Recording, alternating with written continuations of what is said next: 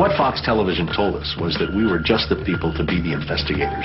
Do any stories you want, ask tough questions, and get answers. So we thought, this is great. This is a dream job. Fantastic. The very first thing they had us do was not to research stories, but to shoot this promo, which was The Investigators. Uncovering the truth, getting results, protecting you. And they had a film crew and a smoke machine, and we were silhouetted. Investigative reporter Steve. One of the first stories that Jane came up with was the revelation that most of the milk in the state of Florida and throughout much of the country was adulterated with the effects of bovine growth hormone, the artificial hormone that farmers were injecting into their cows so that they would produce more milk.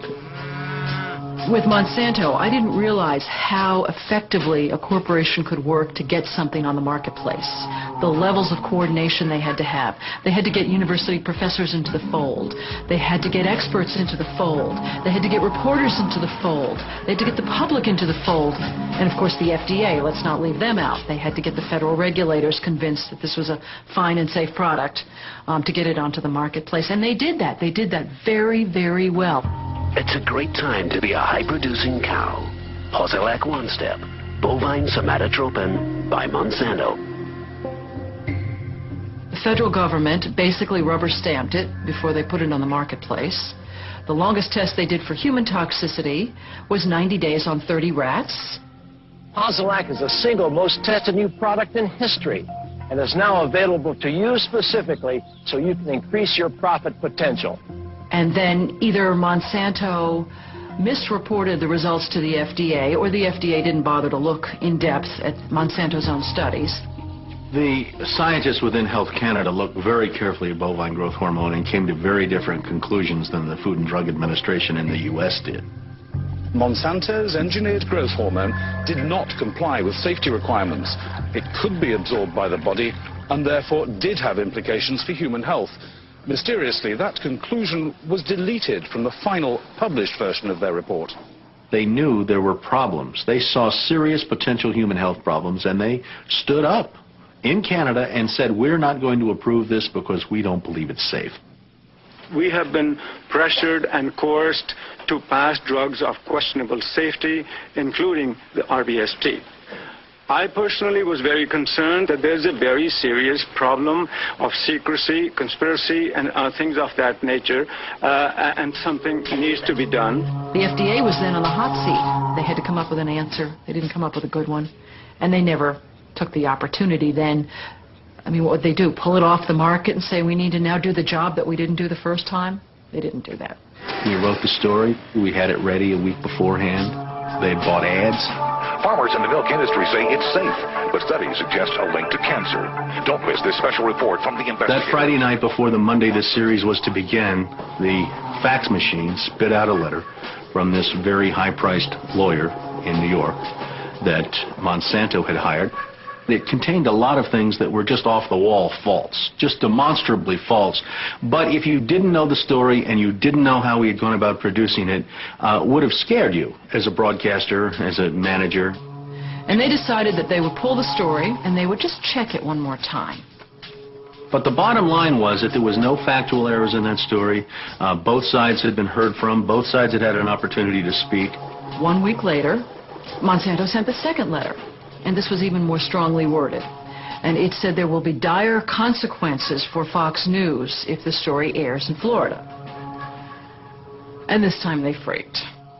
They were afraid of being sued, and they were also afraid of losing advertising dollars at all of the stations owned by Rupert Murdoch. And he owned more television stations than any other group in America. That's 22 television stations. That's a lot of advertising dollars for Roundup, aspartame, NutraSweet, and other products. So we got into a battle, and the first deal was the new general manager. And his name's Dave, and Dave is a salesman, and, you know, he'd pump your hand. How you doing, how you doing? Called us upstairs to his office, and he said, what would you say if I killed this piece? What if it never ran? And we said, well, you know, we wouldn't be very happy about that. And he said, well, I could kill it, you know. And we said, yes, of course, you're the manager. You could kill it. It would never air. And he's hemming and he's hawing and he's back and he's forth. And we couldn't figure out, what is this all about? And finally he blurted out, look, would you tell anybody? You know, I said, I'm not going to lie for you. About a week later, calls us back to the office and says, okay, we'd like you to make these changes. In fact, you will make these changes. We said, well, look, let us show you the research that we have that shows that this information you want us to broadcast isn't true. To which he replies, I don't care about that. I said, pardon me?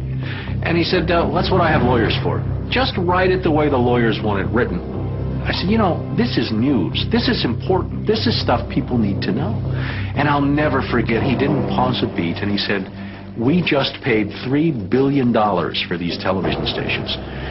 We'll tell you what the news is. The news is what we say it is. I said, I'm not doing that.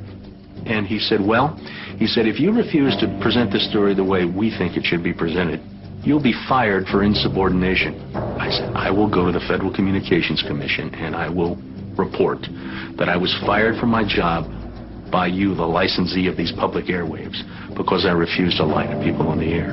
And it's thank you very much. You'll hear from us right away. Well, 24 hours came and went and we didn't hear a thing. And about a week later, he calls us back, and now we've changed strategies. How about if we pay you some money and you just go away? And I said, how much money? Because, you know, when somebody offers to bribe you like that, I always want to know if it might be worth it. He was going to offer us the rest of our year's salary if we agreed not to talk about what Monsanto had done, to not talk about the Fox corporate response in suppressing the story, and to not talk about the story. Not talk about BGH, again, anywhere. Not take the story to another news organization. Just zip up.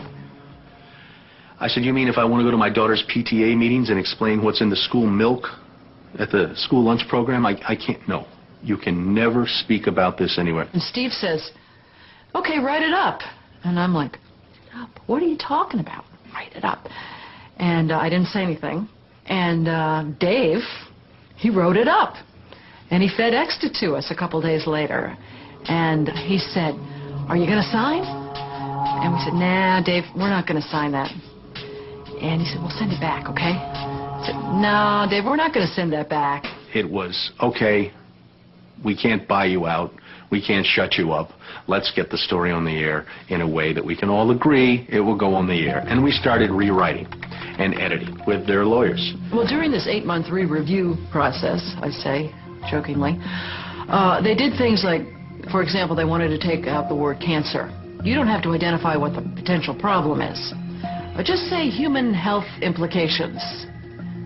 Any criticism of Monsanto or its product, they either removed it or minimized it. And it was very, very clear, I would say, almost every edit they made to the piece. That was the aim. And we changed this and this and this, and then that wasn't good enough. Okay, now change this and this and this. Now change this and this. Version after version after version, 83 times.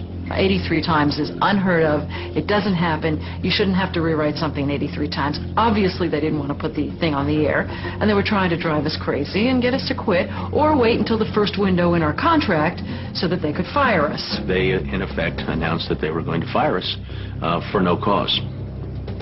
Well, this was a little much. And Steve wrote a letter to the lawyer in Atlanta, whose name is Carolyn Forrest, the Fox corporate lawyer. And I said, you know, this isn't about being fired for no cause. You're firing us because we refused to put on the air something that we knew and demonstrated to be false and misleading. That's what this is about. And because we put up a fight, because we stood up to this big corporation, and we stood up to your editors, and we stood up to your lawyers, and we said to you, look, there ought to be a principle higher than just making money. And she wrote a letter back and said, you are right. That's exactly what it was. You stood up to us on this story, and that's why we're letting you go. Jane sued Fox under Florida's whistleblower statute, which protects those who try to prevent others from breaking the law. But her appeal court judges found that falsifying news isn't actually against the law. Florida's appellate court has ruled in favor of Fox 13. You may recall that Jane Acree, a former reporter here, sued Fox 13 in a whistleblower lawsuit, claiming she was fired for refusing to distort her report. The appeals court today threw that case out, saying Ms. Acree had no whistleblower claim against the station based on news distortion. Fox 13 Vice President and General Manager Bob Linger says the station has been completely vindicated by